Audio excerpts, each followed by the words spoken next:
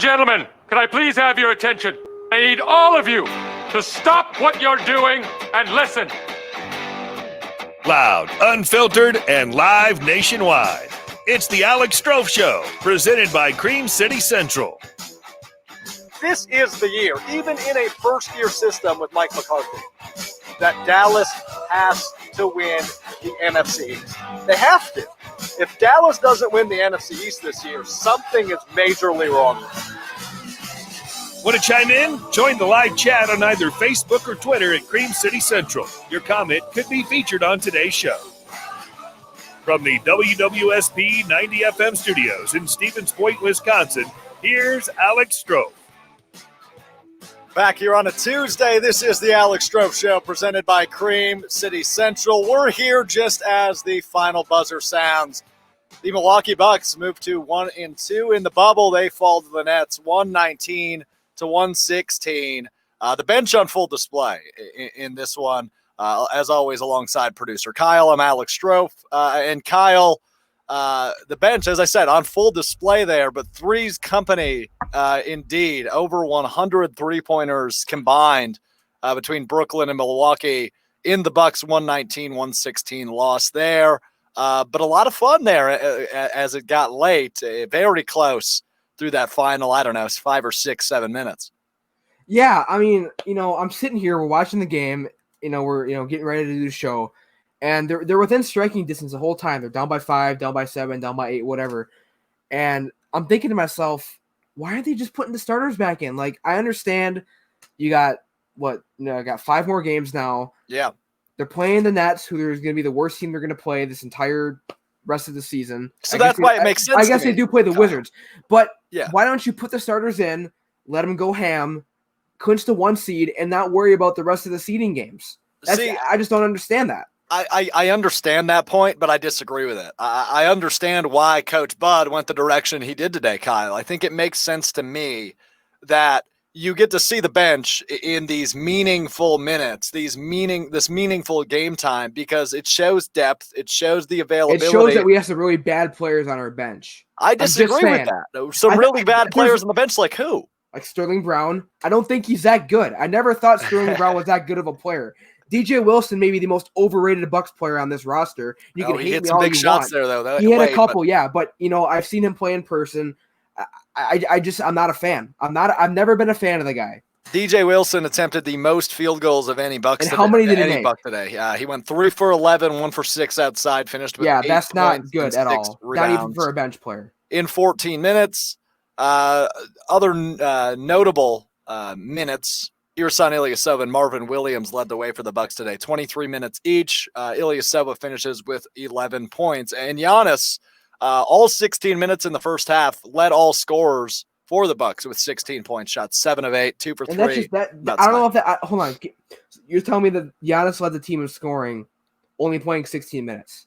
Well, yeah, he played 16. Frank Mason played 18. Connaughton played 18. DiVincenzo, led all Bucks, 24. He's at the bottom of the box score, so I missed that one.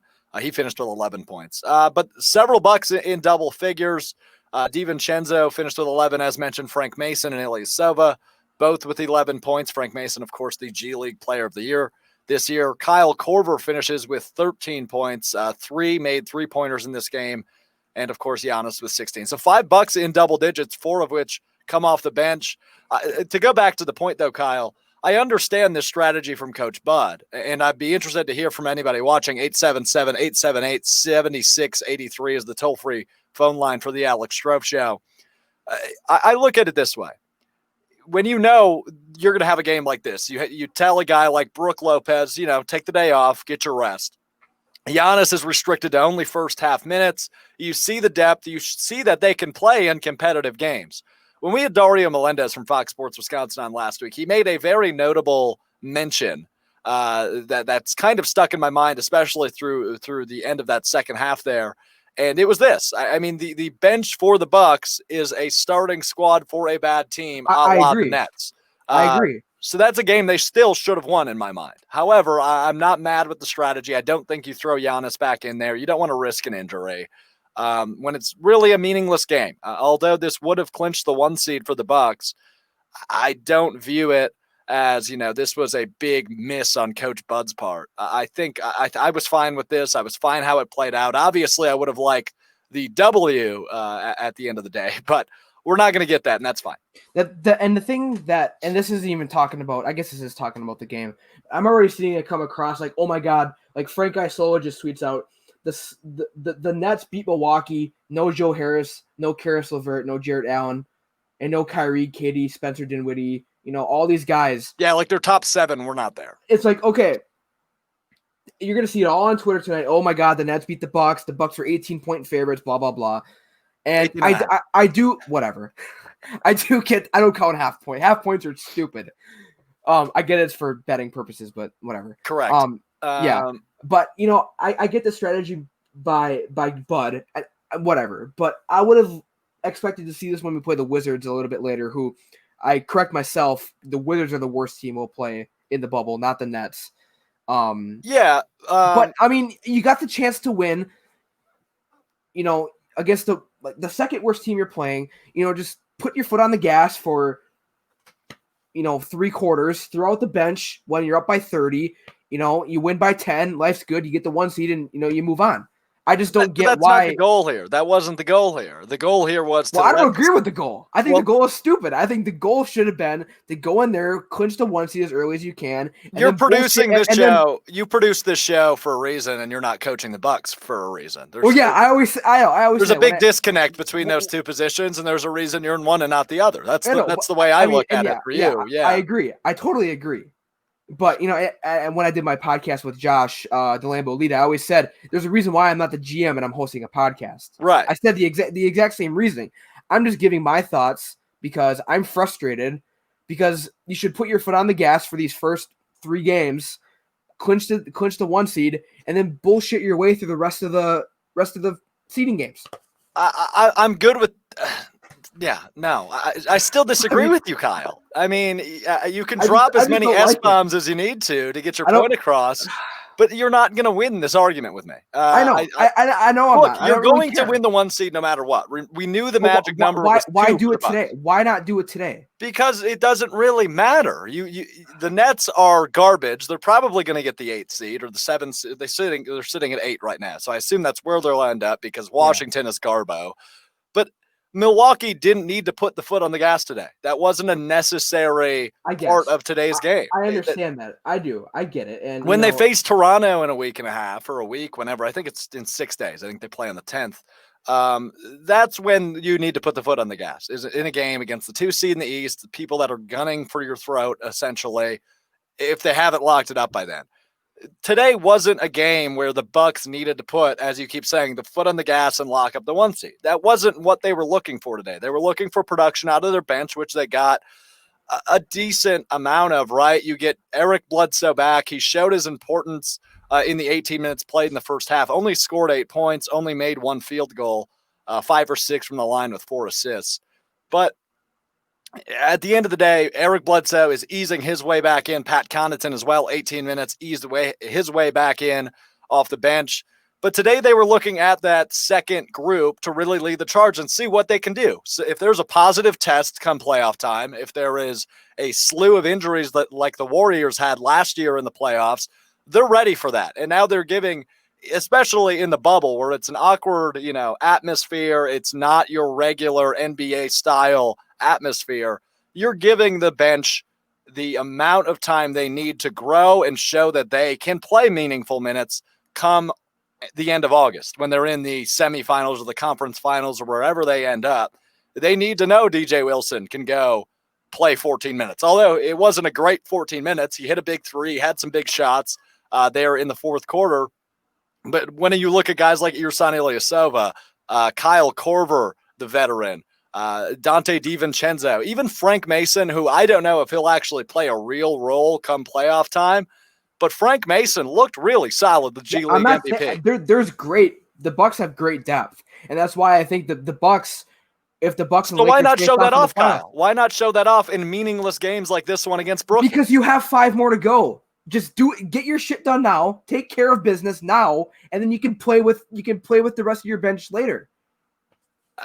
If they would have left Giannis and Christensen, they would have won the game. But guess what? I understand they were down at halftime. They've got 5 more opportunities to play the bench and win that game that gets them the 1 seed, Kyle. It's really not as important in a dire situation. And, I'm going to wake up tomorrow. Slipping away. That's not at all. I know. I get that. And I know that I realize that even if the Raptors lose tomorrow, this whole conversation is for naught. Right. Because the Bucks clinch the 1 seed. And I'm probably going to wake up tomorrow. And the Raptors are eventually going to lose a game. They've got 6 left. The Raptors and Bucks face each other. So you would think that if the Raptors haven't lost by then, they would probably, I don't know. And I'm probably going to wake up tomorrow morning and be like, why did I get so angry? Because that's what you do. Because you're a fan, and that's what fans do. Yeah. That's producer Kyle. He's ready to take your calls. 877-878-7683.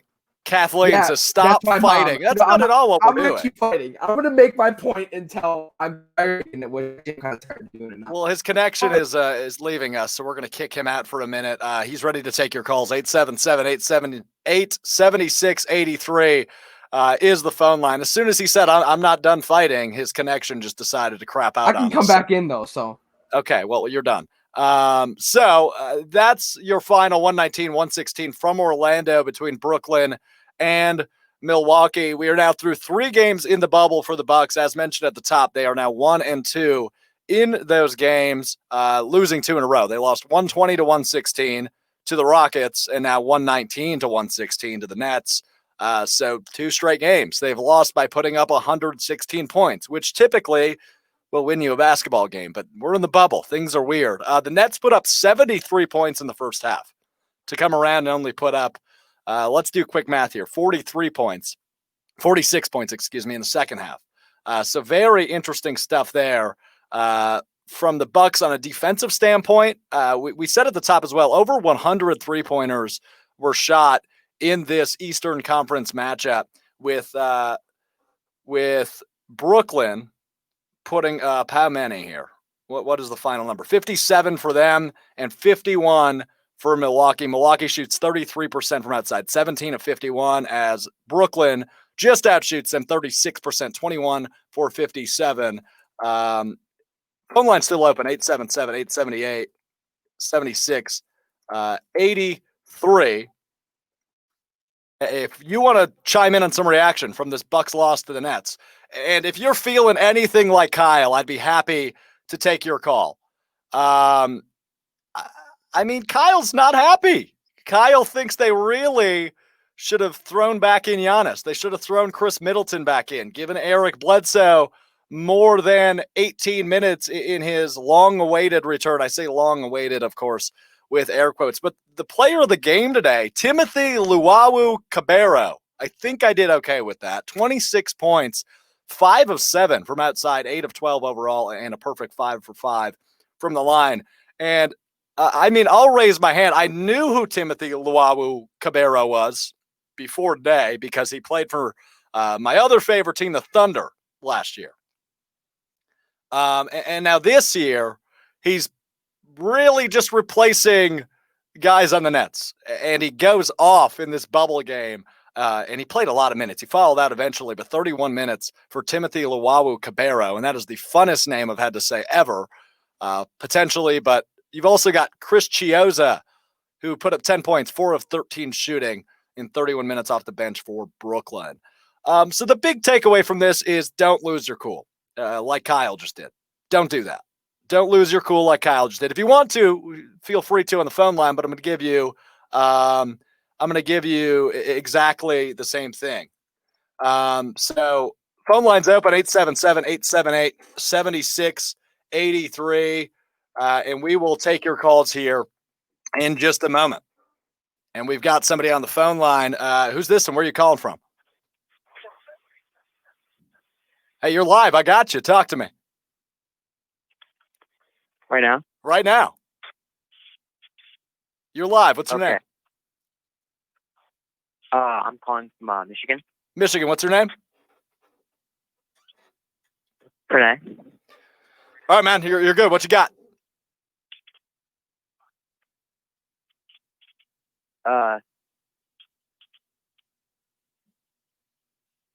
Okay. Come on. You got it. Spit something out. You got this.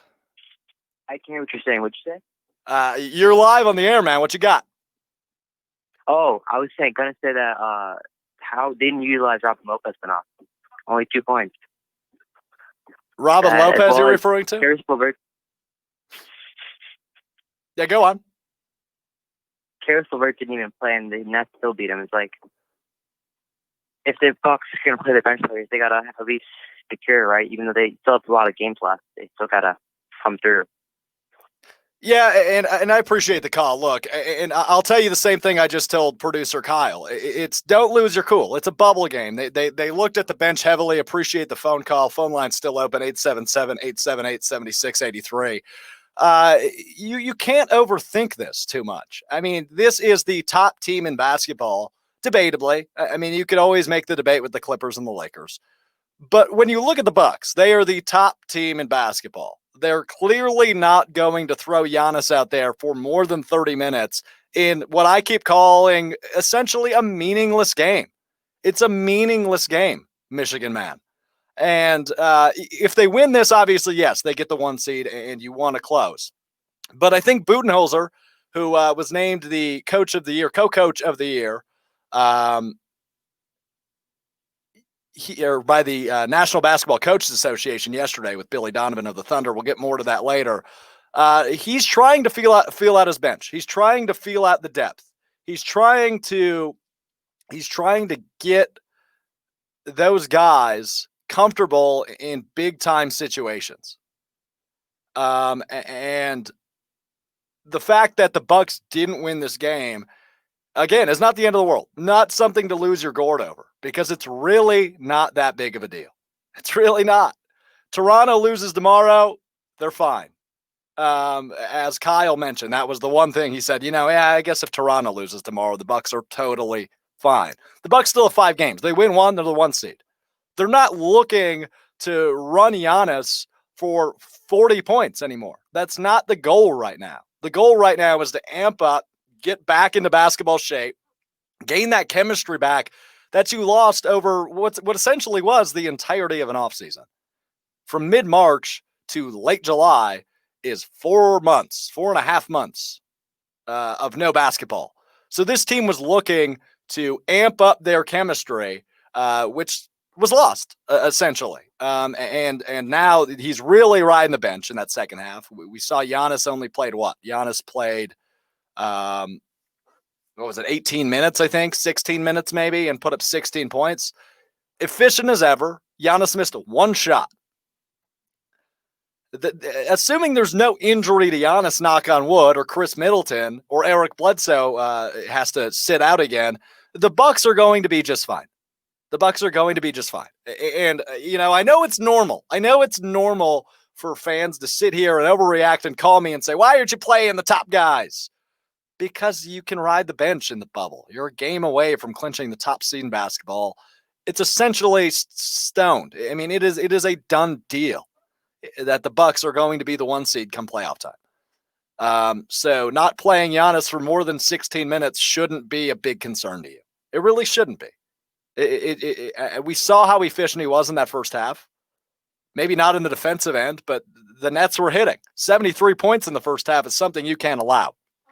I would overreact to that more than I would him not playing Chris Middleton or Giannis in the second half. I'm looking a lot more at that than I am the other thing.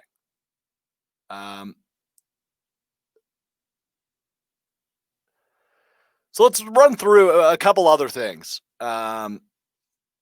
for the Bucks that we learned today. The Bucks score 9 turnovers and 16 points allowed off their 9 turnovers in the first half for the Bucks. Giannis, of course, as I mentioned, 7 of 8 all in the first half.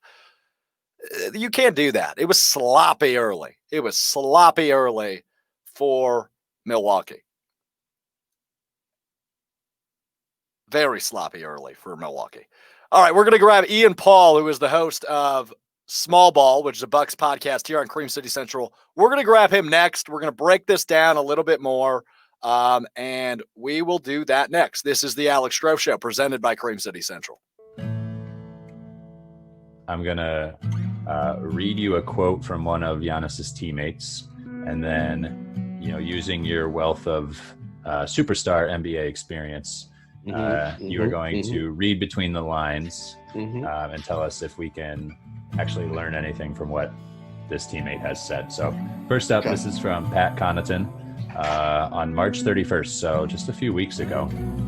He says, obviously the city of Milwaukee, the team, everyone wants Giannis to be here forever. But Giannis has put himself in a position to provide for his family from growing up with nothing in Greece. I don't think you can fault Giannis for whatever decision he ends up making, that he believes is the best decision for him, his family, the people who are closest to him. Yo, Pat's a smart dude. Pat's trying to get on teams with Giannis in the future, wherever Giannis ends up. Pat is not trying to ruffle feathers. Pat is giving a massage right there. That's my gut. And can you blame him? Not at all. Not at all. Yeah, he's a 6'5" white dude who relies on his athleticism. Yeah, I mean, how much of a career does he have left? There's a ceiling. There's a ceiling. Yeah, man. Of course. All right, Pat's playing the long game. Small Ball, Milwaukee Bucks Micro Podcast, presented by Cream City Central. And we finally have baseball back. Baseball's back. It's back, and I would like to say better than ever, but that's to be determined. Well, who knows? Maybe this might be fun. This will be a fun season. I have no doubt about that. It's going to be interesting to see how it plays out, but I'm just excited for, just that Rob Manfred finally came to his senses and gave us a season. Yeah, gave the people something they want. Did something right. So the details came out. It's going to be a 60-game season, which I honestly think benefits the Brewers. What is it? 10 games against each division opponent. I'm assuming 5 home, 5 away. And then the remaining games are going to be against, for the Brewers at least, it'll be against the AL Central opponents. Yeah, and I believe it'll be 4 per team, because then that'll equal the remaining 20. Yeah, so honestly, do you agree with me that the Brewers benefit from a shorter season? It's interesting that you say that, because one of the first things when I started to think about a shorter season was how the Brewers are going to be able to use their pitching staff. And I'm really intrigued on what Craig Counsell is going to come up with every day for how he's going to utilize this staff. I'm just really excited about kind of the strategy that we can play into that. Also, the DH. That's huge. That extends a lot of people's careers, especially in the NL. So a lot of good things could really come out of this for sure. Bernie's Bums, the official Brewers podcast of CreamCityCentral.com. Download wherever you get your podcasts today. The Bucks fall to Brooklyn in Orlando, 119-116, and we go to the phone lines now. One of my favorite recurring guests. This man is a fountain of knowledge when it comes to Milwaukee basketball. So excited to chop it up with him for a bit about the Bucks loss. It is Mr. Ian Paul, who is the host of Small Ball, a Bucks Micro Podcast presented by Cream City Central. Ian, what's up, my man? How are you? Not too much. Thanks for having me. You're too kind. A fountain of knowledge. Certainly, worse things have been said about me. Yeah, I was going to say that might be a little bit of a too high praise, but I got to oversell. I got to make it seem like I really got the best guest on the show. But Ian, always a pleasure, my friend. Appreciate you taking the time. Let's jump right into it. 119-116 is the final. We saw a lot of bench in the second half for Milwaukee. What's your takeaway from that second half? Well, looking at this game, the second half, it's really hard to take anything meaningful from it, in my opinion. Looking at, everyone off the bench was getting meaningful minutes in that second half. Giannis and Chris didn't play. So I try not to make too much of this loss. I was listening a little bit to your fights there between yourself and Kyle. And, I think I'm on your side. I don't think this is that big of a deal. This game doesn't mean that much. No. Looking at this in the grander scheme of things, looking at the first 2 games as well, I think there's a lot of good that we've seen from the Bucks. And of course, we like to keep things positive here on the Alex Strouf Show. So, looking at the good, Giannis to start off has been playing like the MVP that he will likely be in these first 3 games or 2.5 games for him. So I think that's something that we can definitely take away. Chris Middleton, that first game kind of struggled to get his shooting touch a little bit against the Celtics. Yep.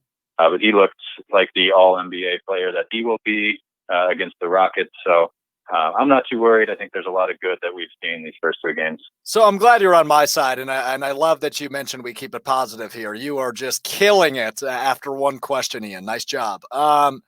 So yeah, and just to go back to the overreaction, why this won't matter in the grander scheme of things, I just want to make the note. Look, after this, what I imagine will be a smash mouth, and we'll talk about this more in a little bit, but what I imagine will be a smash mouth, down to the wire type game against Miami on Thursday. I don't think we're even going to be talking about this game a whole lot because we saw a lot of the bench. We got to see the depth that Milwaukee does have. And we got a really good look at some guys we haven't, at least on the NBA level, especially with Frank Mason. So who stood out to you today off the bench, and who do you want to see maybe more of as we go forward and the starters will get more than 16 minutes? Yeah, going forward, I think, I would like to see a little bit more out of Dante DiVincenzo. I think he's had an opportunity, these last 3 games with Bledsoe not playing to step up and to fill that role, to play some point guard. I thought he would play a little bit better than he has. He's looked like he's trying to do too much from the point guard position, making some passes that aren't there. He hasn't been shooting the ball well. So, Dante is one that I think he will be a big part of the rotation in the playoffs. So I think he's going to have to turn things around a little bit over the next couple weeks. And like you said, with all these, bench guys getting some minutes, I think Coach Bud is trying to figure out who is the playoff rotation. Because we're certainly not going to remember this game in 2 weeks when the Bucks open their first round in the playoffs, right? We're going to forget about this game. And I think that's what Bud's doing. He's working some things out. Frank Mason had a great game.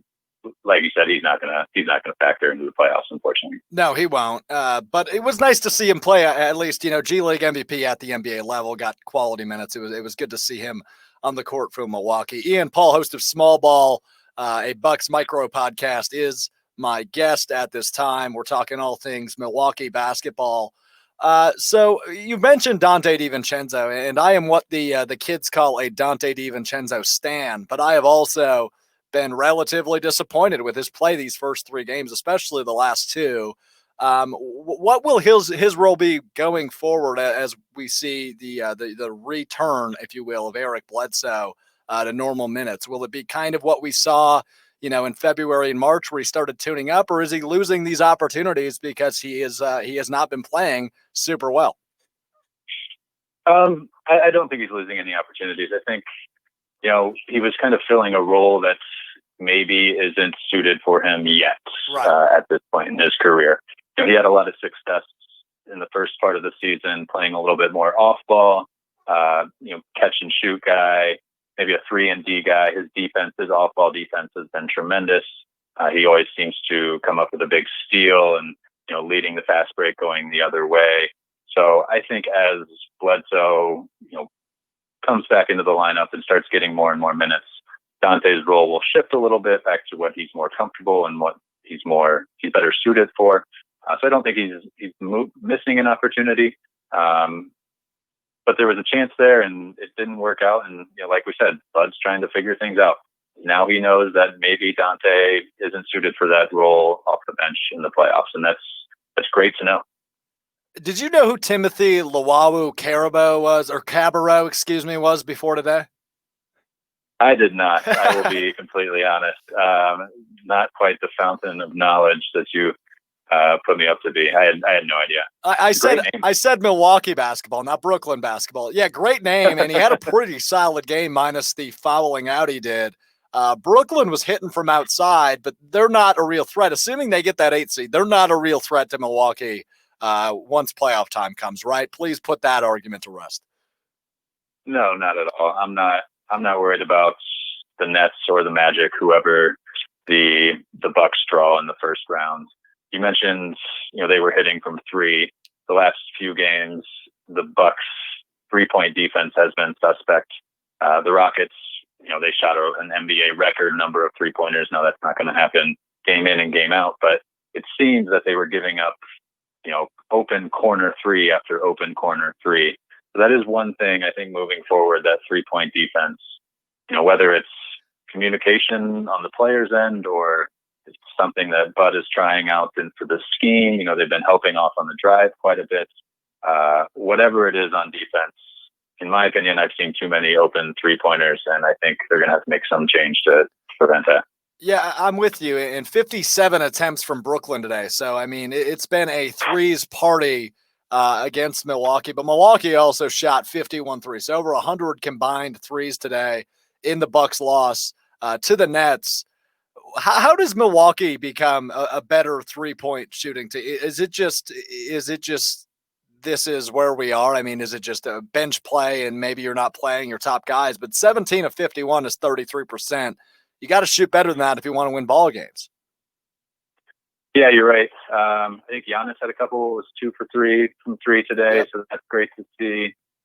George Hill's kind of been slow to get his 3-point shot back. He was, of course, leading the league in threes before the postponement of the season.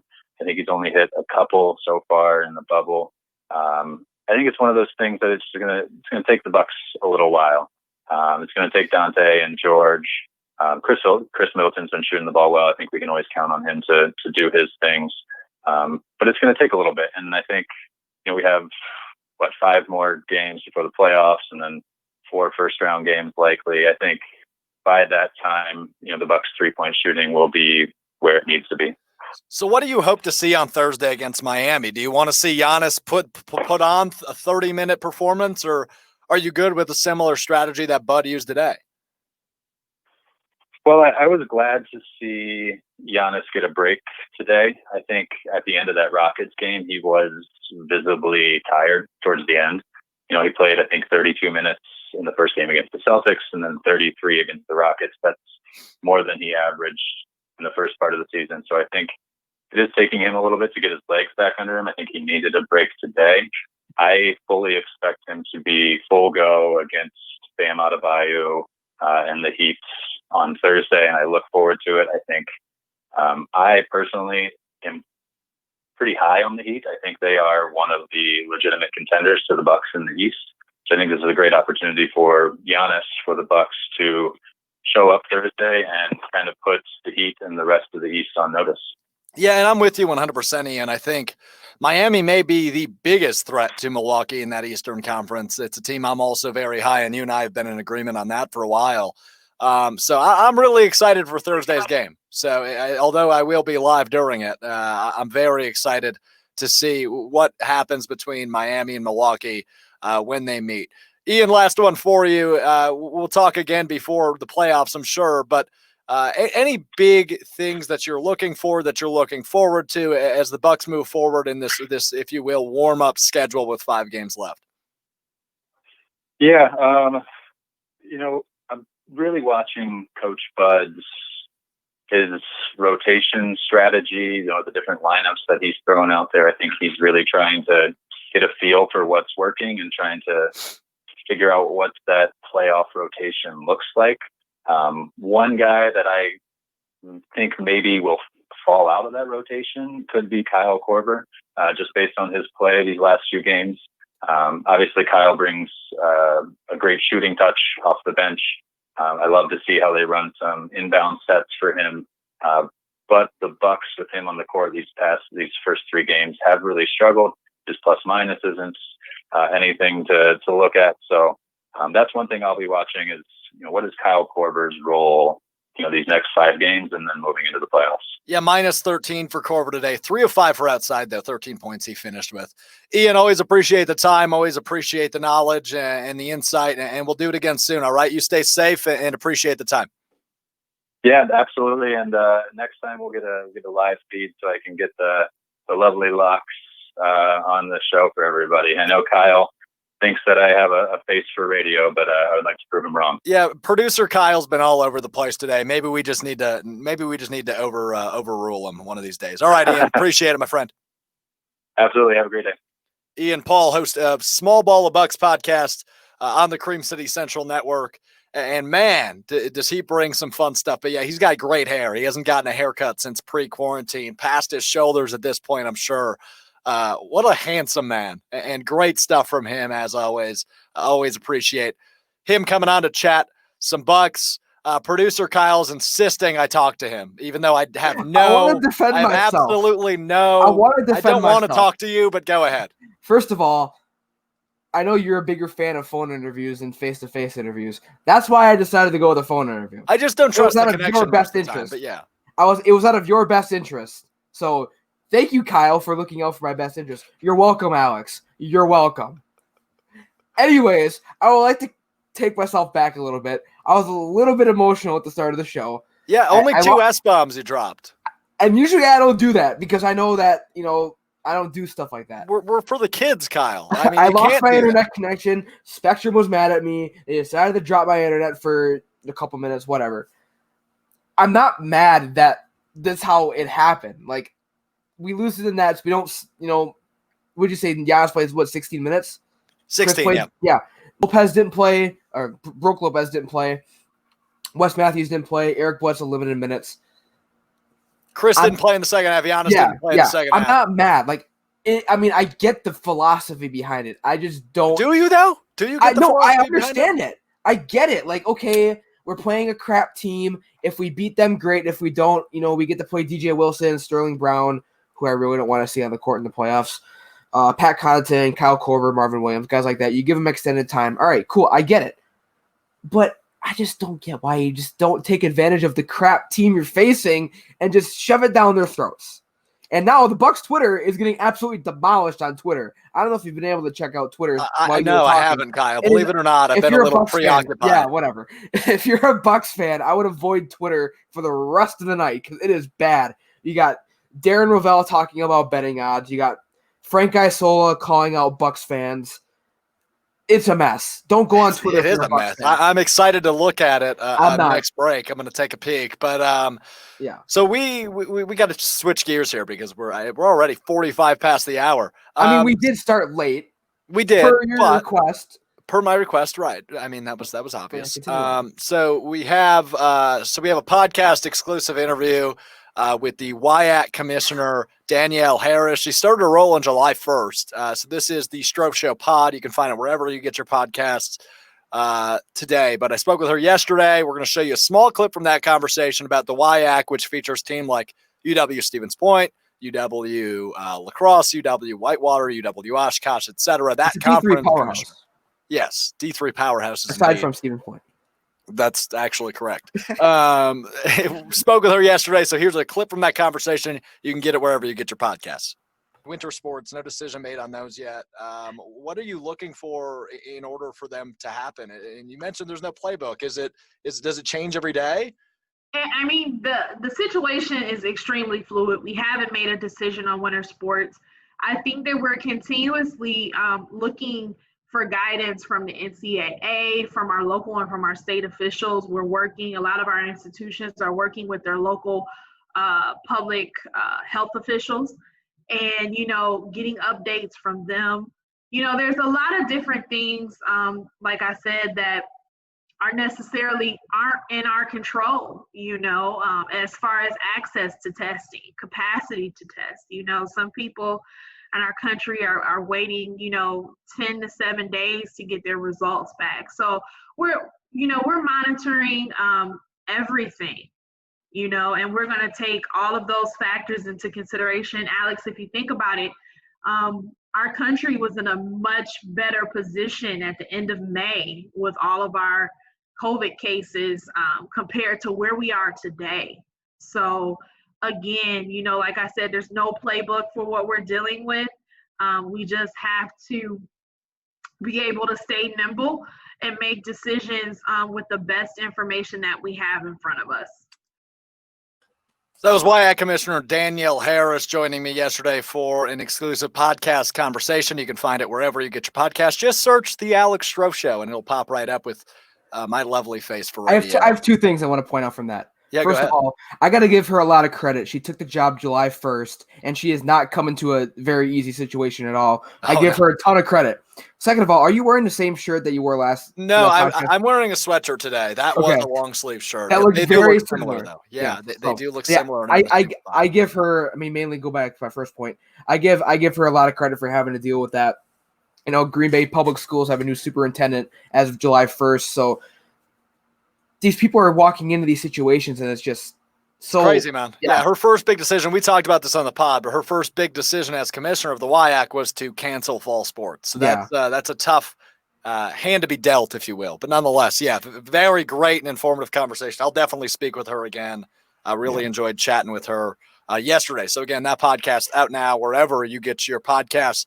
But let's switch gears here. We obviously have not gotten to this yet because we've been talking Bucks, and this is not talking Bucks. So let's get to today's Twitter question of the day.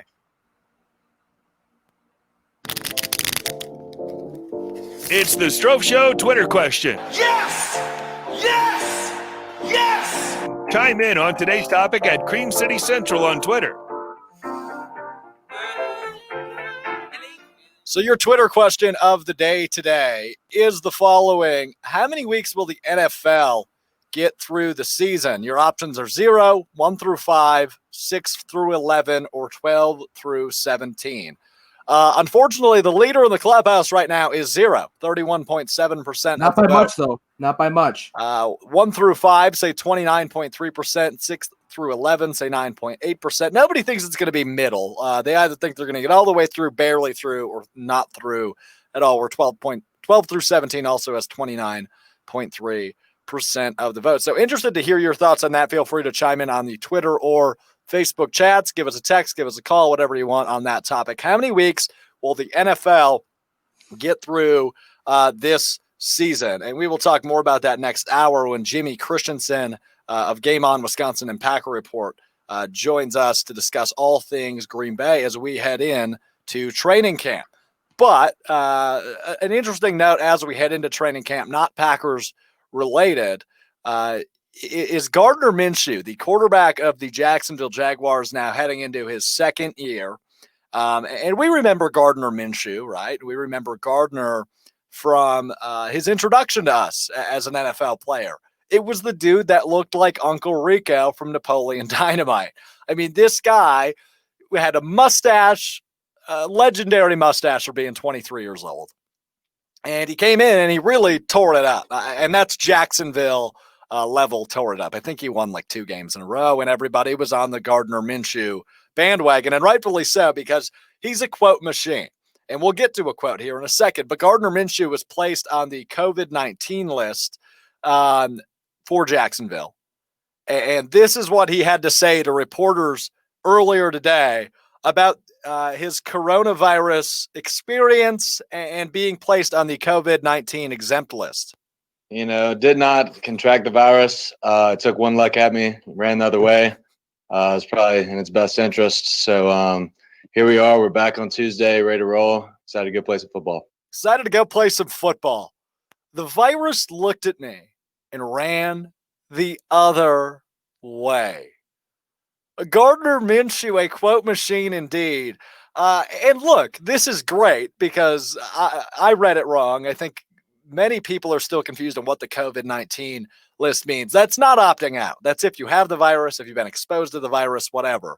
So in Gardner Minshew's case, he was exposed to it, tested negative. He's good to go as of today. But this is very good for Jacksonville because if Gardner Minshew was to not play football or was to, let's say, get COVID-19 during the season while it's still happening, any guesses for who Jacksonville's backup quarterback is? Any guesses? Mike Glennon. Mike Glennon is the backup quarterback for Jacksonville. And I assume if you're a Jags fan, I don't know if any exist, but if you're a Jags fan, you'd have to see Mike Glennon. And Mike Glennon, who somehow is still in the league, I didn't even know that until today. Mike Glennon would not be replacing Uncle Rico very well. Uncle Rico lives on because the virus is afraid of him. Took one look at him, ran the other way. Unbelievable quote from Gardner Minshew But Gardner Minshew is strictly keeping Jacksonville relevant. That's all he's doing. This guy brings energy and a look and a style. I mean, didn't he buy an RV at one point and travel across the country because that's what Gardner Minshew does? One of the most electrifying characters in today's NFL is Gardner Minshew of the Jacksonville Jaguars. Phone lines open for the next, 7 or so minutes, 877-878-7683.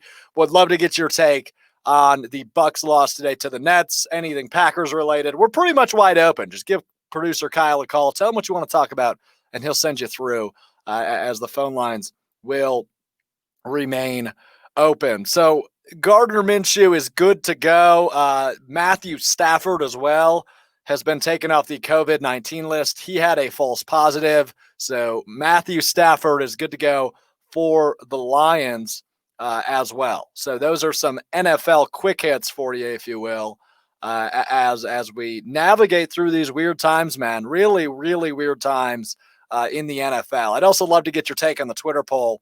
How many games do you think the NFL gets through? That poll is available at Cream City Central on Twitter. Alex Cook chimes in on Twitter and says this: there is only one way the NFL season happens, and that is if they move into a bubble like the NBA.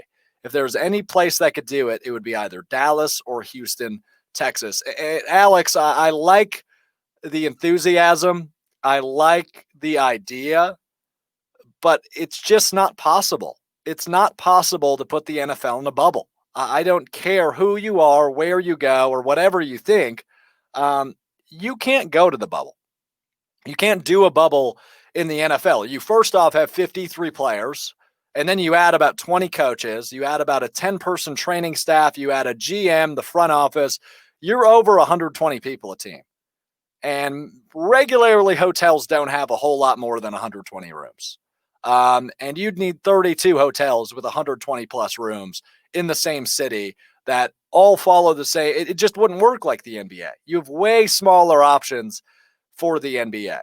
And the NBA bubble, while it's been fantastically done and it fantastically entertaining, right? We're getting nonstop content from the bubble where dudes are shotgunning beers in kiddie pools.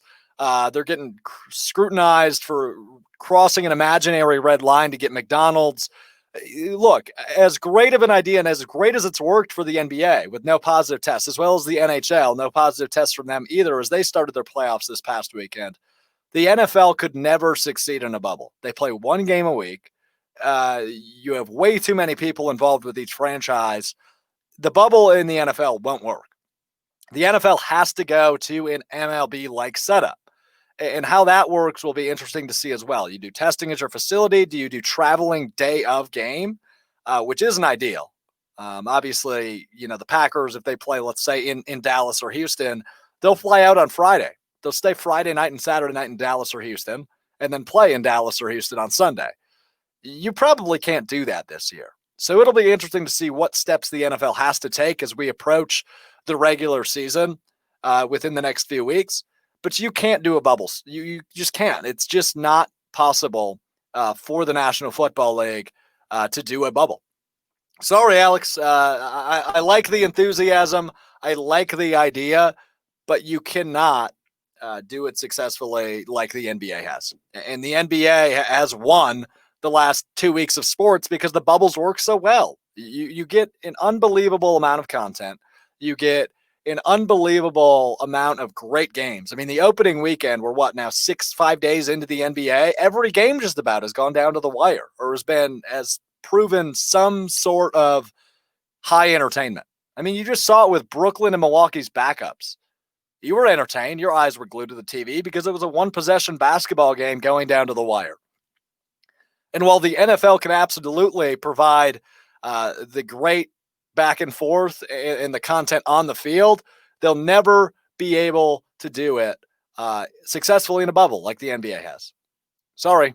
I hate to be a downer. I hate to pour that moment of truth on you like chocolate syrup on a sundae, but sorry, it's the truth. You just cannot successfully do a bubble in the NFL. All right.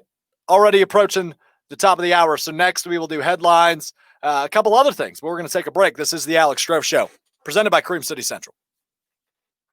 Oh, yeah, I'll fire it up on a Tuesday. Feeling good on a Thursday. I would have looked like a prick if I backed out after that. Travis Diener from downtown. It's 3:25 p.m. and the dude's drinking. I wish I was with him. But the NBA bubble is just reminiscent to me of a college frat house. As the brand new men's basketball coach at UW Green Bay, Mr. Will Ryan, joins me. And now a right-handed pitcher for the Milwaukee Brewers. It is Mr. JP Fireeisen joining us on the Alex Strouf Show. Kyle really digging into the dictionary here today. The magic of Brooke Lopez playing at Disney with the magic of Mickey Mouse on his side. Brooke Lopez is your finals MVP. You can't make this stuff up. It's the Alex Strouf Show, presented by Cream City Central. Right back at it. This is the Alex Strouf Show, presented by Cream City Central. 4 o'clock on the dot here in Stevens Point, Wisconsin. As we roll into hour number 2, I'm Alex Strouf, as always, alongside producer Kyle, rocking with you for the next hour. Exciting hour ahead. Jimmy Christensen of PackerReport.com and Game On Wisconsin will join us in about 15 minutes to break down all things Green Bay. We're going to roll through some of the audio and video that we've gotten via Zoom from Aaron Rodgers and Devontae Adams over the last 2 days, as well as a bunch of other headlines to get to. But Kyle is eager to say something, it looks like. He's got something on his mind that's probably incredibly stupid, but he wants to tell me anyway. What is it, Kyle? Thanks for the intro. First of course, all, man. I do want to say on a very serious note, today's a special day for Cream City Central as a whole. Today, August 4th, is Cream City Central's 5-year anniversary. Oh, wow. Today? And, yep, absolutely. It is today. I'm glad it fell on a Thursday or Tuesday. It is Tuesday. Sorry, it's been a long week. It's been a very long week. It's been a long week. Today's my Friday. Tuesday. Today's my Friday, okay? Oh, okay. Today's my Friday. So I want to give a little bit of a shout out.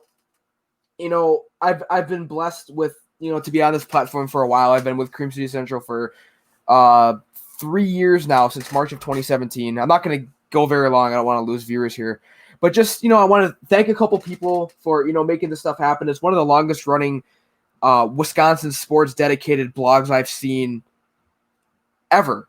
Yeah. It's been 5 years, and not a lot of blogs make it 5 years. And they've done it at a high level. Yeah. I've only been around since early May, at least with CCC, but I ran a site back in the day that competed with CCC. So, I mean, that tells you how long they've been around. So, congratulations to everybody involved. This is awesome. I did not even know this. So, good stuff, Kyle. Yeah. So, I just want to give a shout out quick to Jeremy Wozrick, who's been running this for a long time. Joe Frank, not with CCC anymore, but he helped bring it up, along with Alex Juno, who's still with CCC. And I don't have his last name, but Jeremy told me there's another guy named Aaron who's also involved too, so I want to give him a shout out as well. CCC's had a lot of writers come through, myself included. I'm not a writer anymore, but I did start with CCC. Coming up in a little bit, Jimmy Christensen, alum of CCC. Kane Pittman, who we had on as a pre-recorded interview a couple days ago, also a CCC alum. So, I mean, we're a little bit lower down, but I feel like we've built a lot of good talent, and that is out in the sports media world now. So I just wanted to give a little bit of a shout out to a place that has given me a great platform to speak, while it may be controversial and idiotic at times. Yeah, I do get a platform to speak, which is nice. And it gave you a platform to speak as well, which so yeah, want to give a little shout out there for a 5-year anniversary of Cream City Central. Good stuff, man. Awesome. There you go. All right, let's get to headlines. What you got first? We got the headlines. And this news started yesterday. I was super excited. Dwayne "The Rock" Johnson and an investor group buying the XFL for $15 million. Yeah. I'm pumped about this. I am freaking pumped. So we're going to give this, a third try now. 2001, I believe, was the year they did it the first time. They did it again this past year, 2020. And now Vince McMahon has sold it to debatably the largest WWE star of all time in The Rock, Dwayne Johnson as well, the same person. Very interesting. I don't know. And obviously, The Rock played back in the day. Where did he go to school again? Miami, University of Miami.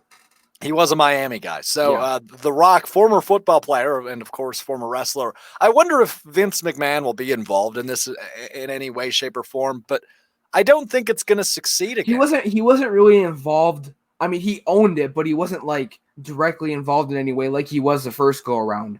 You never saw him on the field. You didn't really hear from him. I mean, obviously he had the press conferences and stuff to announce stuff like the commissioner, but Oliver Luck really took over in the leading role. I mean, you didn't see much from Vince McMahon. So No, you didn't. I'm really interested to see where this goes because I don't think it'll go far. It's going to fall on its face again. Why are we acting like the third time's the charm with the because XFL? everything The Rock touches turns to gold. I don't think that's true either. He's It's made not some true. very bad movies. Like Tooth Fairy. Yeah, like Tooth Fairy. But I do want to say, though, I've never seen this show, but I guess Ballers is the name of the show. Oh, yeah. Where The Rock at the end, he ends up owning an NFL team. I feel like the guy takes what he does in movies and TV and turns it into real life. Now, apparently so. Yeah. Apparently so. So- So we'll see. Yeah. I'm not going to take this news like many other people are. Like me. I don't think there's not only you. I mean, it's all over the internet, Kyle. This time I can't only directly yell at you. Okay. There's no way this succeeds. I am just going to be a doubter until I'm proven wrong because It looked good. What do you mean it looks good? No, okay. When the XFL played, you know, the first, like, what do they make it 6 weeks? I think they made it 6 weeks before Yeah. they filed for bankruptcy. Yeah. Well, because of the pandemic, you got to Well, put a little bit file of for blame on the bankruptcy pandemic. anyway. They were bleeding I money don't from know. every hole. They might have been, Imaginable. yeah. But you know, it's a good chance for guys to get their name out there, and I don't know. I think I don't think there's a huge market for spring football. I will say that, and they also really can't compete in the fall with the NFL. You're just not gonna. It's not gonna happen. Yeah. I think there's a way you can make something happen.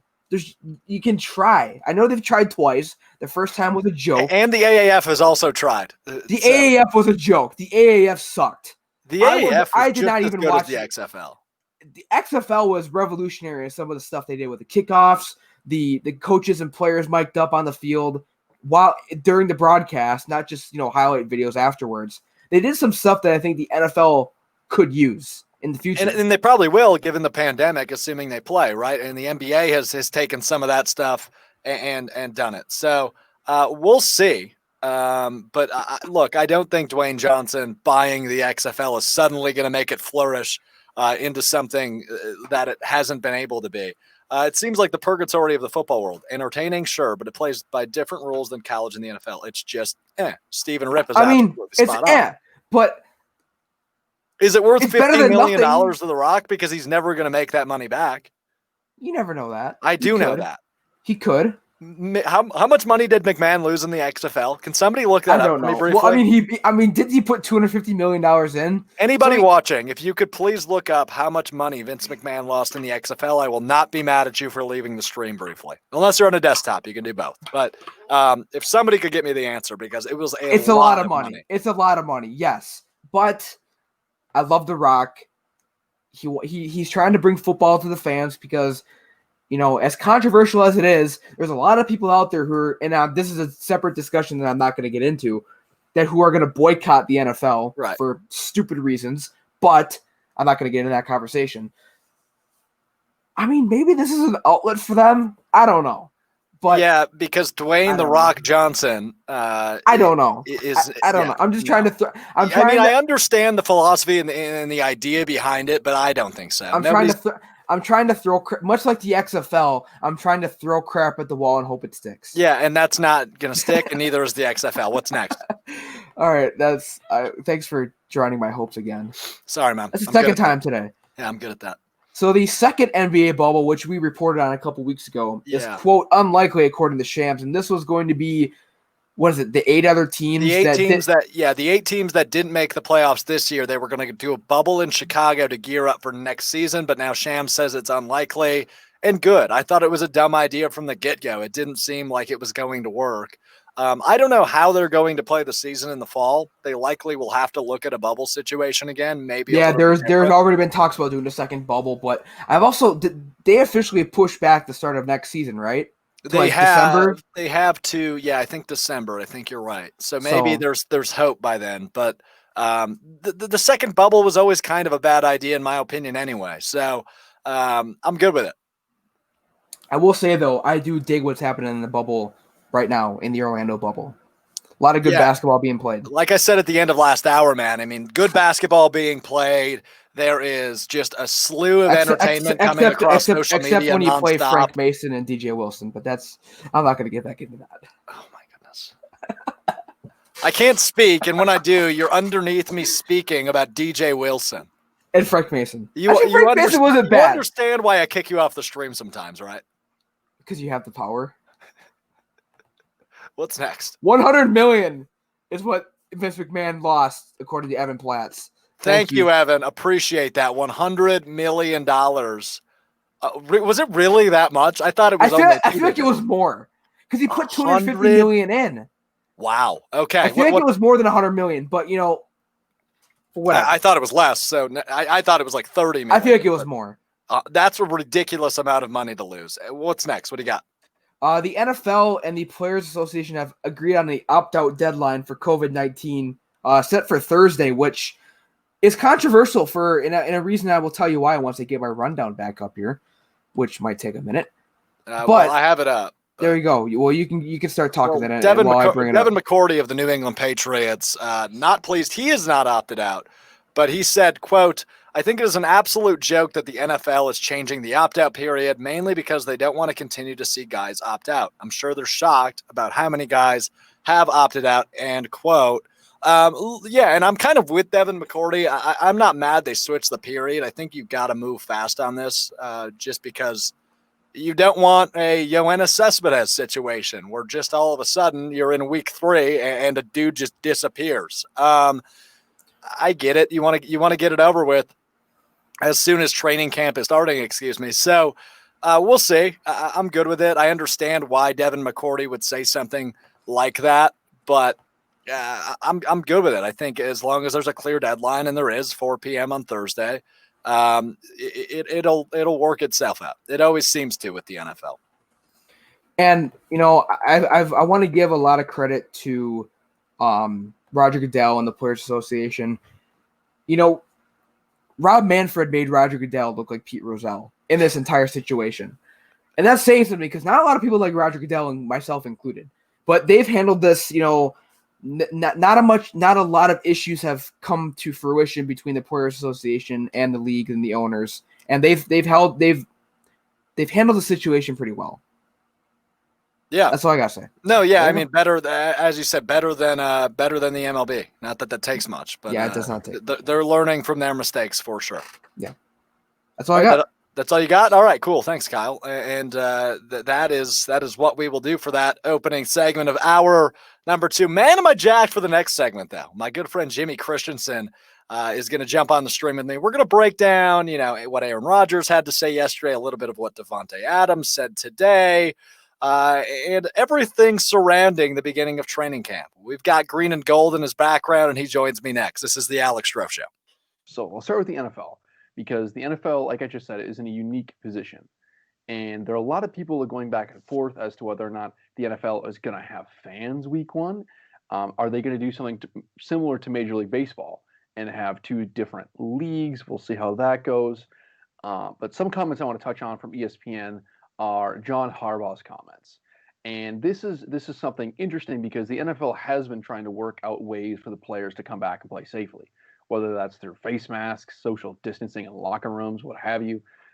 My own personal opinion on this is either you're just going to play the game or you're not. You can do everything you want to have the players wear masks and be safe in the football field, but then again, football is a contact sport. So a quote from John Harbaugh here, he says, I've seen all the memos on that, and to be quite honest with you, he's talking about coronavirus and opening up facilities.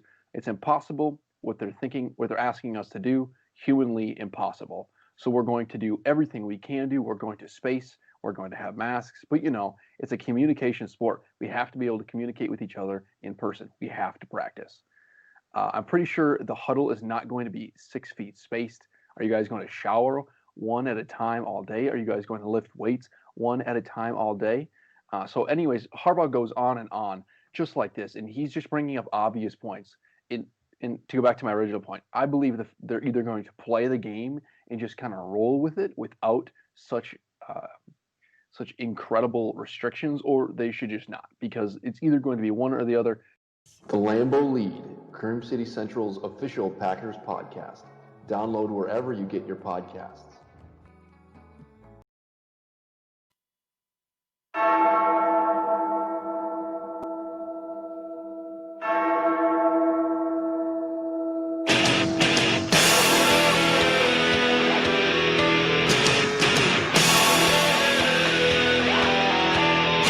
Loud, unfiltered, and live nationwide.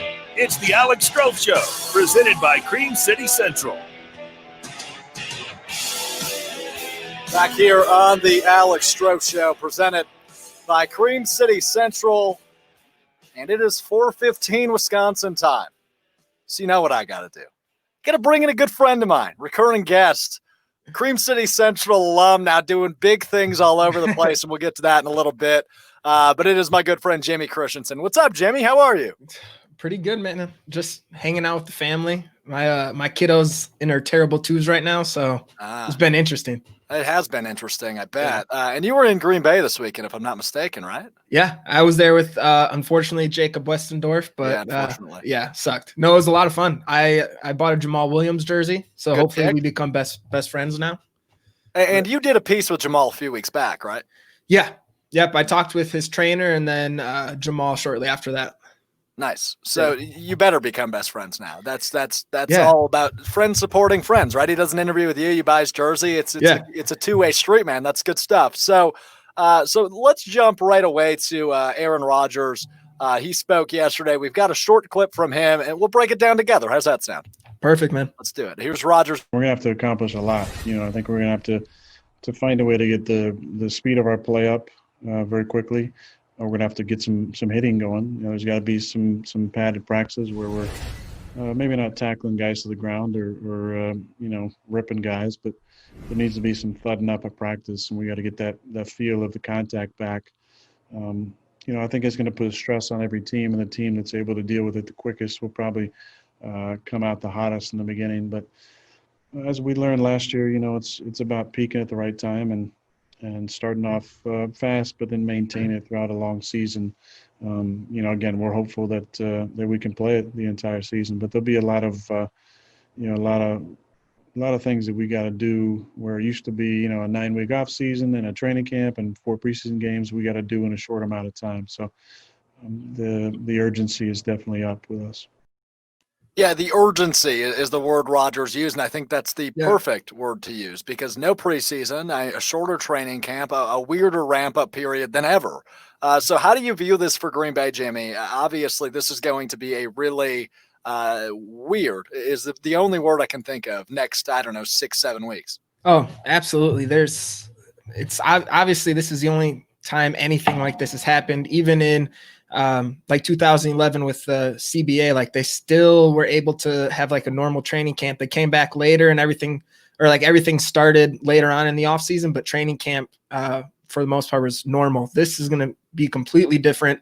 And I think, and Rodgers even said too, they're going to have to get hitting, not fully just decking each other, he said, but for a team that in the past we struggled with tackling, now having a training camp where we're not able to tackle each other is going to be, I don't know. But it's not just the Packers, though. It's every team. It's every team. And he mentioned it really well, right? Whoever ramps up and gets the urgency or uses the urgency as motivation, gets to that hard hitting and everything falls into place quickly, that team's going to have the hottest start. But it's about peaking at the right time, which I think was a great quote from Rodgers. The team peaked at the right time last year. Yeah, go ahead. I would say he also mentioned starting off strong, and I know some fans were upset with the lack of free agents we signed. I know we signed a few, but we weren't really into the free agent market like we were last offseason. So that actually might help us in this case.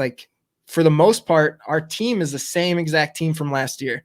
Like those are the teams that are going to start off strong, where there's other teams like you look at Tampa Bay. Yeah, they have Tom Brady, but that's a whole new quarterback and a whole new system. It's going to be hard for them to hit the ground running. Whereas the Packers are returning, 9 of 11 starters on offense and 10 of 11 on defense or something like that. Like we're in a good position to go. But like you said, if the Packers hit training camp with that urgency and making sure that they're hitting all their P's and Q's, we should be solid.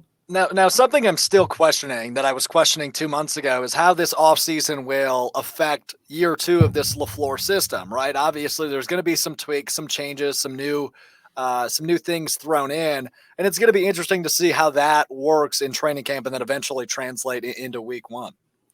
Yeah, the one, I don't know, trying to think of like silver linings is they've had nothing but time to study this playbook and even kind of dive deeper into it. But there's one thing studying a playbook, and then there's one thing actually executing it. So we're going to see how that studying is going to help. Like for sure, they'll know what they're doing a little bit more when they step on the field. But again, you can only really look at something so much and have it sink in. Like at some point, you kind of have to actually walk through it or run through it to get the plays down. No, absolutely. Really well said. Jimmy Christensen, my guest of Game On Wisconsin and PackerReport.com, bringing his Packers knowledge to the Alex Strouf Show as he does pretty often these days. Yeah, I'm just making stuff up, honestly, at this point. I like it. You sound like you know what you're talking about, so we'll take it. So last thing on Rodgers. I mean, obviously there's been a lot of criticism, if you will, chips on the shoulder maybe even being placed throughout this offseason. He looks like he's not rattled by it. We saw him say in the press conference yesterday, I'm just ready to put that question behind me about Jordan Love being drafted. So this has to be an MVP year for him, right? There's no other outcome that can happen. I'm with you. Yeah, I'm feeling bad for him getting that. I don't know. At some point, we have to stop asking about Jordan Love. How many times? I mean, are we talking 3 digits? Oh my goodness, so much. And like, what is he supposed to? And I don't know. It's not like he's giving people a little bit more every time. He's just repeating himself. It's the same answer every single time. Well, we'll go to a different answer now. Devontae Adams was finally asked about his 57th ranking in the NFL top 100 list. This is what Devontae Adams had to say earlier today to reporters about ranking number 57 in the National Football League. As it pertains to me being 57, clearly don't agree with that. I think I put in a lot of work I think a lot of people agree that obviously there's going to be people who don't, but there's a lot of people that agree that there's not 56 people better than me in the league. But, that's just going to continue to be shown through my work and, this upcoming season. Now, while he doesn't seem too rattled, Jimmy, he went on. I mean, that was the last half of, or not even half, last 40 seconds of a 2-minute answer. Do you think he's actually rattled by this? Like, do you think it actually bothered him that he was ranked so low? I think it pisses him off. Like, it has to. Kenny Clark was pretty – he gave an answer I wasn't expecting when they asked him yesterday about his snub from top 100. He just said, like, he's like, I don't know. Is it they just don't respect me or what is it? And same with Devontae. Like he said, he knows he has the players' respect. I know in another part of his answer, he said he doesn't think that the players are really involved in the top 100 this time because he knows players around the league respect his game and know how dominant he can be.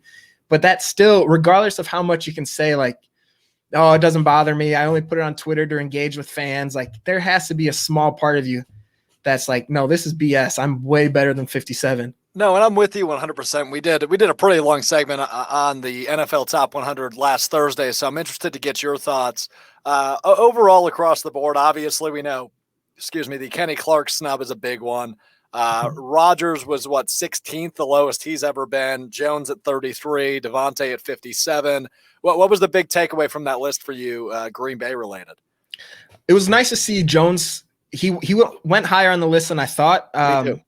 Just because of how much he wasn't in the top 10 rankings for the 50 executives this year and things like that. So I was like, oh, he might be lower on the list, but he got 33, which was cool. And with Rodgers too, it's obviously he's not the 2011 Rodgers, but in the LaFleur's offense where we are going to be more run heavy, we had a dominant running back. Some of that could kind of take away the impact that the quarterback has in people's eyes. And so that Rodgers is still a top 5 quarterback, but Absolutely. So even if he's ranked 16 out, he's in a different offense now. You can't really expect the same numbers. I'll put him in the top 10, top 5. Right. And again, I mean, these lists are always all over the place. They like to get a little bit biased to results. And obviously Tom Brady gets the hat tip higher than Rodgers, though Rodgers debatably had a much better season than Brady. I mean, they're always all over the place, so we can't put too much stock into them, of course. Now let's talk football. Training camp this week. Only one opt-out in Devin Funchess, I believe, for Green Bay. At least as of now. So the full squad's there, and they're ready to get to the grind. What are you looking for, and what are the conversations you've had as we head into this wacky training camp? I'm really excited to see kind of the battles on defense. I know a big battle that we have that a lot of people are talking about is wide receiver. I'm interested in that too, but one thing I want to see what we're going to do with the secondary. That slot cornerback position's wide open. Raven Green's coming back. I know I talked with him, and he's just multiple times during the conversation just kept saying, like, I can't wait to come back. You don't understand. I'm itching to get back on the field. So just seeing people come in, and one position I really can't wait to see, and I'm kind of bummed out that we don't have preseason games for this, is linebacker. We have Christian Kirksey to replace Martinez, but it's that linebacker number 2 spot. Oren Burks is fighting for it. Martin's fighting for it. Ty Summers, Curtis Bolton. The Packers have to like something they've seen from him to keep him on after tearing his ACL. So whoever's going to step up in practice and earn that linebacker number 2 spot is what I'm really interested in. See, and I've always been an advocate, Jimmy, for less preseason games, right? When the first report came out that they were going to minimize it to maybe 2 games, I was all for it. 1 game, I was even for it.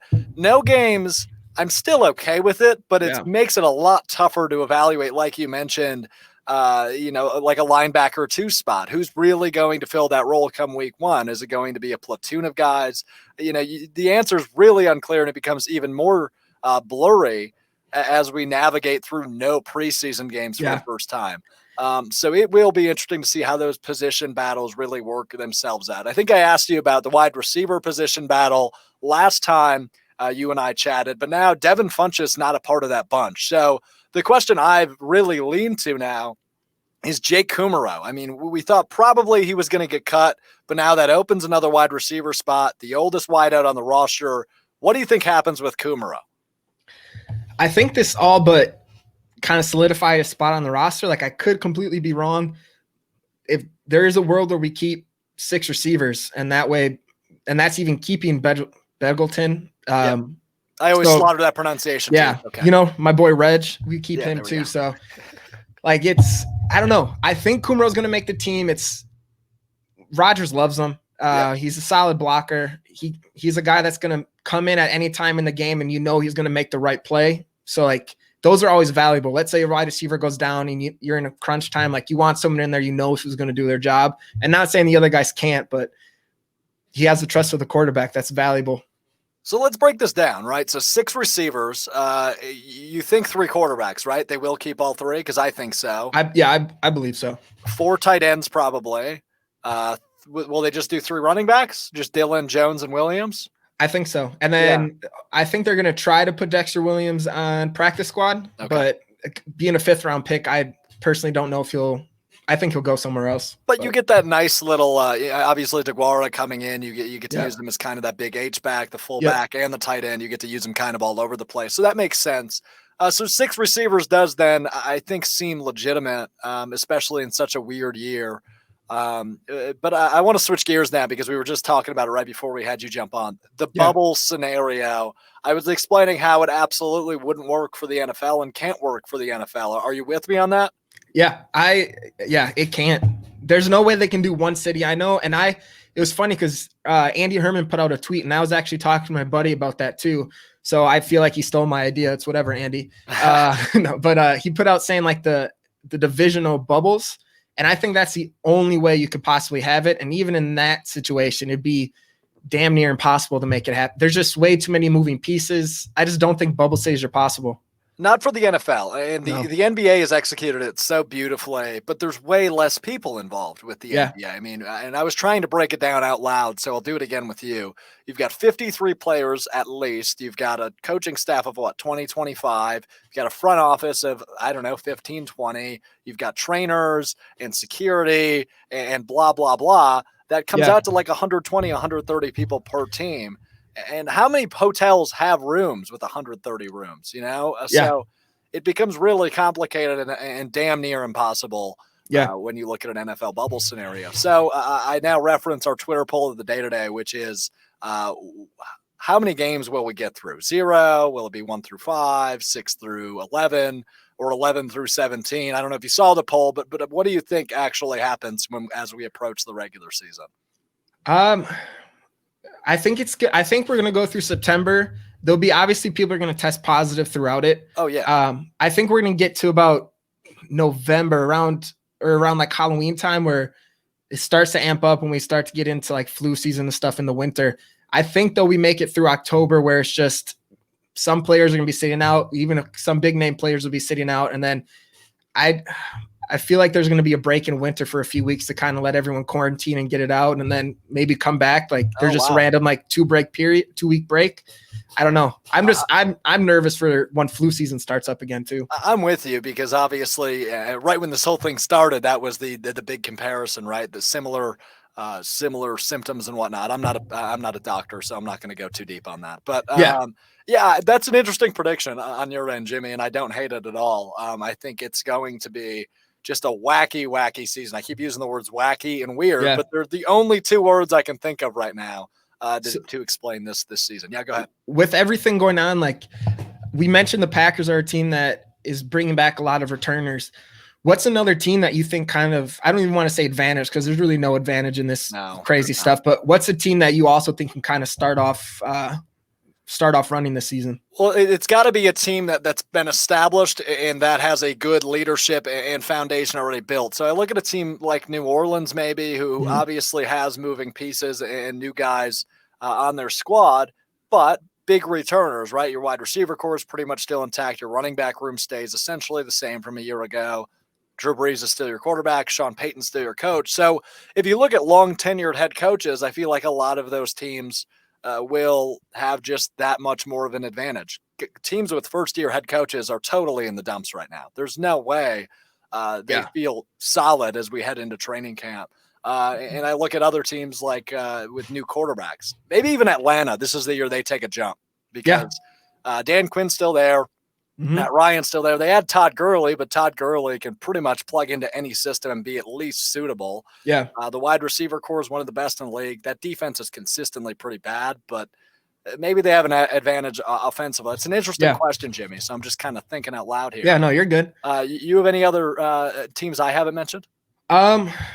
I never want to, even with players dropping out left and right, I never want to rule out the Patriots because it's just Bill Belichick. You never know what he's going to pull out of his butt. I don't know if I can swear in here, out of his butt. I think ass is acceptable. All right, cool. You never know who's going to pull off his ass. So him, and then if you even look at the top teams, like the Ravens, they didn't really lose anybody. The Chiefs are it's literally the same exact team from last year. Oh, yeah.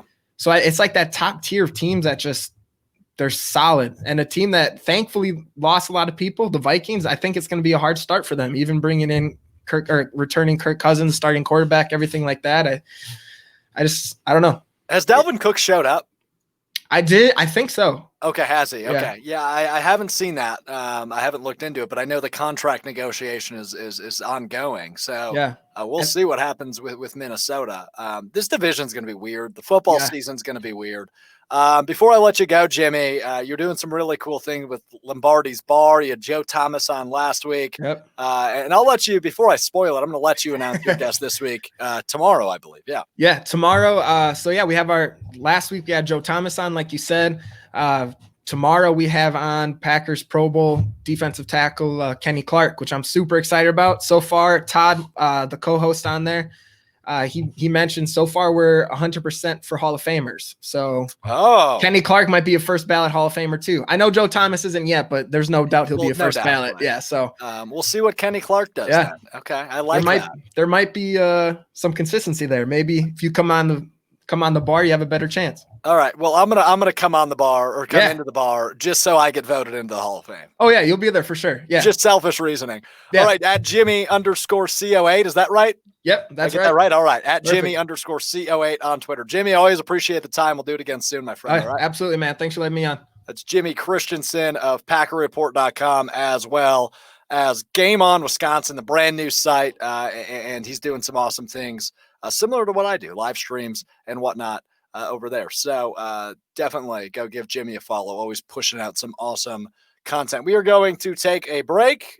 And when we come back, more football talk, and we will wrap it up. This is the Alex Strouf Show, presented by Cream City Central. David Bakhtiari, should the Packers just pay the guy whatever they want or whatever he wants? Should they try to negotiate? Will he get a little bit of a hometown discount? How do you foresee that playing? Because this could go many ways with Bakhtiari. Yeah, I definitely agree with you on the fact that he is a top, if not top 3 in the league. I really think that bringing David Bakhtiari back is a priority this offseason. We do some big names along with the Kenny Clark that we have to also make fit in that. The biggest worry that I have is if we sign him for a big amount of money, we won't be able to bring back people like Aaron Jones or Kevin King, which I don't think either one of them may come back. But I really do feel that bringing David Bakhtiari back should be a priority for any team. If you have a left tackle that good, it's going to be a priority. I personally just feel that bringing him back would not only elevate our line with the young people we brought in this draft, but it would also elevate that leadership in the room that we need. So it keeps it at a level we need it at. Yeah, Bakhtiari is a solid leader on that offensive line. A guy who's protected Aaron Rodgers since 2014, I believe. No, 2012. I can't remember. But Bakhtiari has definitely acted as a professional when coming to talk about his contract. That was a short clip from the Lambeau Lead, Cream City Central's only Packers podcast. Make sure to check it out today. All right, so I was going to talk about Giannis here for obvious reasons, but we're talking about 3-point shooting. So I'm gonna focus on George Hill, who before the end of the postponement of the season in March, George Hill was leading the league in 3-point shooting. However, the last 11 games of the regular season, he was actually shooting under 30%. He is 0 for these 3 scrimmages from 3-point line. So I'm a little concerned about if he can get his shooting touch back as the Bucks, go through these 8 seeding games, get ready for the playoffs. I know he was one that he has a ranch in Texas. He was quarantining there. He may not have been in the gym as much as some guys getting shots up. So maybe it's going to take him a while to get that shot back. If Brooks not hitting the threes, George Hill is going to have to step up and knock those down. If he's not doing that, I think it could spell some trouble for the Bucks. Yeah. And, George Hill's a pro. He's been around for a long time. I don't know much regarding his playoff experience. Maybe when he was with Indiana, they might have gone to the playoffs a few times, but he just strikes me as the kind of composed player who I would be shocked if he doesn't put it together. And at least he's probably not going to get back to that 50% that he was shooting, but I would be shocked if he doesn't revert to the mean in terms of his average 3-point shooting. Well, we're right back at it. This is the Alex Strouf Show, presented by Cream Took City you by surprise, Central. didn't you? Yeah, I didn't hear an outro there, so it caught me by surprise. I was about to sneeze, but it magically went away. I didn't put one in, so there you go. I mean, I can tell. Thanks. I was also about to sneeze. Now I'm holding it back, but excuse the noises I'm going to make over the course of the next minute. Oh man. Oh, this hurts. I've never purposely. I kind of wish you would have. I kind of wish you would have sneezed. Yeah, me too. Me too. All right, let's talk some baseball. I'm going to make a quick, do we have to? Quick change up, if you will. The Brewers back at it tonight. They lose last night, 5-4, I believe was the final. 6-4. 6-4, excuse me, was the final. As they blow another lead, the Brewers do. They went up on top. Avi Garcia had a great, a two RBI single late. I think that was in the 7th or 8th inning, and then they blow it late once again. So the Brewers have been disappointing after a long break because the Cardinals Did not. Oh my goodness, Kyle, talk. So the main reason why I wanted to talk about this was because, you have a guy like Josh Hader, who's the two-time. I really feel bad for you. Actually, I'm sorry. I should have. I'm having allergies, man. I'm good. I'm back at it. All right, I'm good. I want to bring this up because Council has a two-time defending NL reliever of the year in Josh Hader. Yep. And I don't know what the reasoning is as to why we're not playing him. He's only pitched 2 innings since we started playing. Granted, like you just said, 3 of those games were taken out, had the whole weekend off, but we've still played 7 games now. He's only appeared in 2 of them. I get that you don't want to overuse him. I understand all that. You're only playing 60 games. Why? I don't know if he's saving him for purely just save situations, or I'm not really sure what Council's trying to do here with Josh Hader. Yeah, and I agree with you. At least semi, especially like last night, a long break. Yeah. You have a lead. You know he can go. Well, Corbin Burns gave up a 2-run home run to tie it at 4. Right. They could have brought him in the next inning and hold it down, and I just feel like Council only wants to use Hader for a save guy, for save situations, to be his Mariano Rivera, which, I mean, that's comparing Josh Hader to Mariano Rivera. Yeah, that's a heavy comparison there, Kyle. Whoa. But, I mean, Council, what are you doing? Put in your best reliever, hold down the fort, be hopeful that, your team can get 1 or 2 more runs and get the win. I mean, I just don't understand why you're not using your best reliever in these high tense situations. Yeah, and right. I agree with you. Yesterday, especially because it should have been a no-brainer. Because I keep mentioning they were off since Thursday. Yeah. Coming back last night on a Monday, so that's 1, 2, 3 days off as well. And I don't think Hader pitched on Thursday either. So they didn't even have a game Thursday. They've been off since Wednesday. They've been off since Wednesday. You're right. So I thought they've been off. They haven't had a game since Wednesday. Since last Wednesday. Been off since Thursday. Yeah. So that's a 4-day break. Plus, I don't think he pitched on Wednesday, is what I meant. So that's like almost a week break for Hader. He could have pitched 3 innings and at least kept them in. I don't know. I always reference now what's going to happen. Now what's going to happen tonight is the Brewers are going to be up like 7-2 in the bottom of the top of the 8th. And Council's going to put in Hader for 2 innings, and he's going to say, and he needed work so he wouldn't get tired, or so he wouldn't, fall out of game shape or whatever. Some, crap answer that managers give. So you're not a Craig Council guy. I am a Craig Council guy. I love Craig Council. I just think that some of the decisions he makes are questionable in regards to taking out pitchers too early, leaving pitchers in too late. Yeah. I mean, he never seems to find that happy medium of taking and there's obviously some controversy about leaving Corbin Burns in too long. Obviously, gives up the 2-run home run to tie the game. I'm not going to nitpick him there. Corbin Burns was tossing a fantastic game after coming in for Brett Anderson. It just seems like either Council likes to leave in his guys for too long, or doesn't leave him in long enough, or in Hader's case, doesn't bring him in at all. I feel like his bullpen. He doesn't manage his bullpen well, is what I'm trying to say. That's kind of been consistent throughout his tenure, though. Hasn't Yeah, it? it has, and that's one of my nitpicks on him. Yeah, that's kind of been the big one. So I'm obviously not the biggest baseball guy, but we see Brandon Woodruff on the mound tonight after his great performance last week. Fantastic. The one hitter that he threw, what was it? I think he threw 7 or 8 innings. It was a team. It was a team one hitter. So it was a team one hitter, but he was the one to allow. Yeah, that.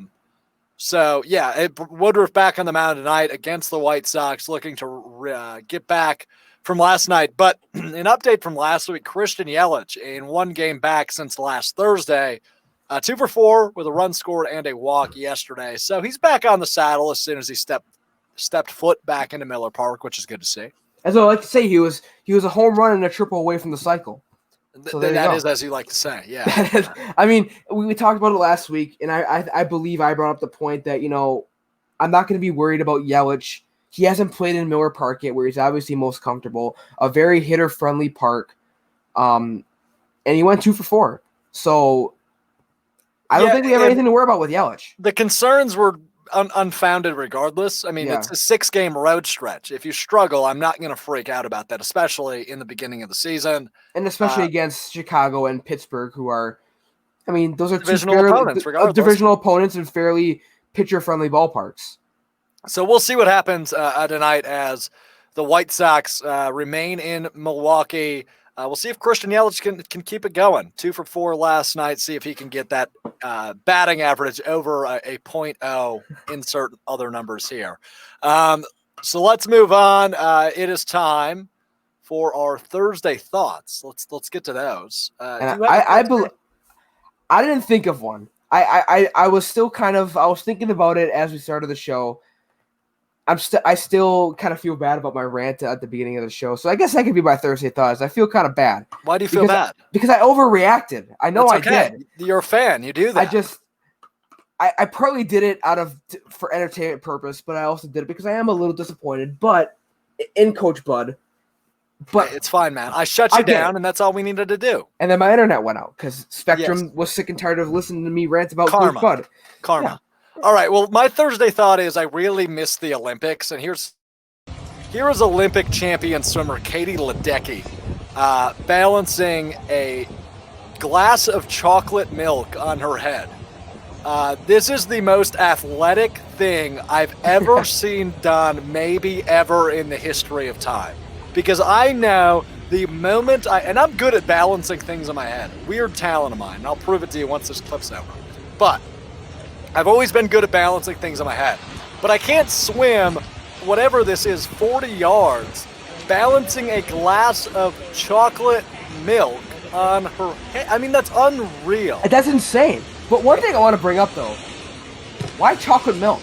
Because, okay, I understand she balanced it, but what happens if you don't balance it and you get chocolate milk all in your pool? You got to drain the entire pool. I don't think you have to drain the entire pool. It will just eventually fade in enough. But or she was just that confident because she's Katie freaking Ledecky. I mean, I give her a ton of credit because I would never be able to do that, and that is insane. But as we know, she is a multiple-time Olympic gold medalist. And chocolate milk also because athletes are typically sponsored by chocolate milk. And chocolate milk is really good. Chocolate milk is really good. Really good. We can agree on that. We can agree on that. There you go. So there's Katie Ledecky doing some athletic stuff I could never do in a million years. I do want to see you balance something on your head, though. You said you could do it. Yes. So here's a glass bottle. I've got to back up a little bit. Is it chocolate milk? Oh, it's coffee. But, I could do the show like this for a while. You know what I'm saying? Oh, here it goes. But I've always been pretty decent. I have a flat head. I've been balancing this hat on my head the entire show. That's fantastic, Kyle. Really well done. All right, I'm going to sign off as I balance something on my head. All right. As always, for producer Kyle, a big thanks to Ian Paul and Jimmy Christensen. We'll do it again on Thursday. It might be a different time slot, though, because the Bucks are going to make it difficult. So we'll stick tuned to the Cream City Central. We'll keep you updated. We'll keep you updated. I'll keep you updated on the Strouf Show on Thursday. Really looking forward to that one. Big show planned, so don't you dare miss it. That's producer Kyle. I'm Alex Strouf. We'll talk to you on Thursday.